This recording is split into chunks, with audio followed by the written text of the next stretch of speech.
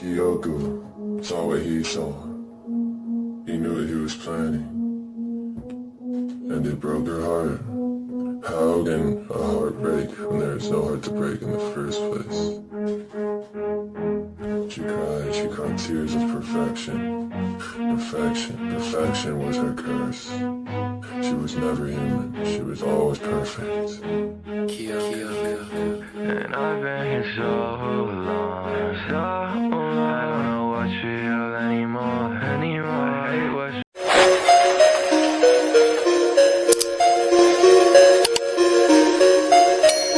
Hey there guys, thanks for watching.